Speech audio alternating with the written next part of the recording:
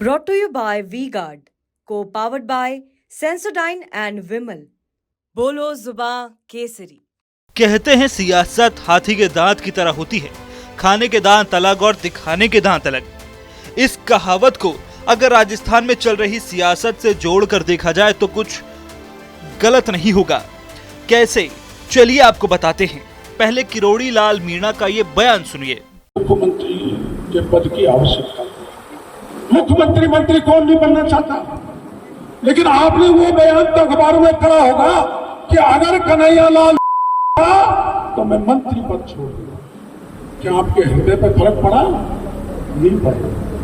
लेकिन सुन लो, अगर कन्हैया लाल हारा तो डॉक्टर किरोड़ीलाल नागे भी कह के जा रहा है उसी दिन मंत्री पद छोड़ दूंगा।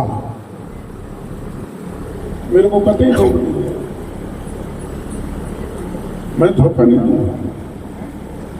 मैंने मेरी पार्टी से वादा किया था, मोदी जी से वादा किया था, मैं अगर सड़क पर भी खड़ा हो जाऊं तो होने की नौबत आई तो सड़क पर खड़ा हो जाऊंगा।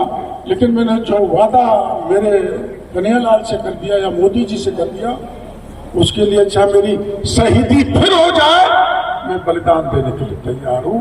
लेकिन नांदरी पे आए मुसीबत में मैं पूरी तरह से खड़ा हूं। जो कोई कहीं रहा हो, किसी ने वोट दिया हो या न दिया हो, वो मेरे लिए सब बराबर हैं। वोट की राजनीति मैं आज यहाँ करने नहीं आया। हालांकि ये बयान किरोड़ी लाल ने कोई पहली बार तो नहीं दिया है।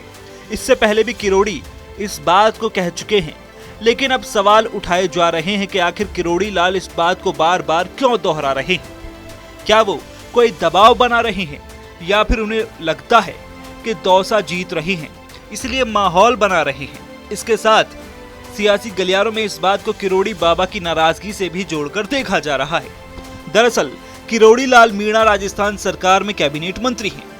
राजस्थान में बीजेपी की सरकार बनने से पहले किरोड़ी लाल राज्यसभा सदस्य थे। इस दौरान उन्होंने कई बड़े धरने और प्रदर्शन किए थे। उनके लोगों को लगता था कि भाजपा सरकार आने पर किरोड़ी को कोई बड़ी जिम्मेदारी मिलेगी। पार्टी ने भी किरोड़ी को कैबिनेट मंत्री बनाया।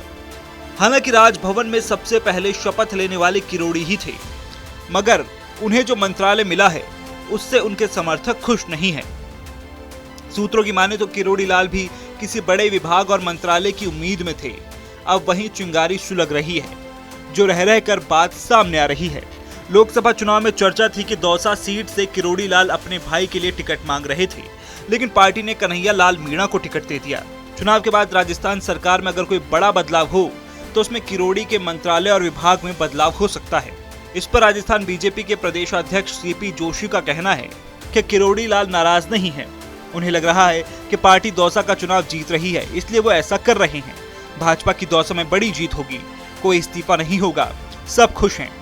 बताते चले कि बीते रविवार किरोड़ी लाल मीणा ने कई बातें कही।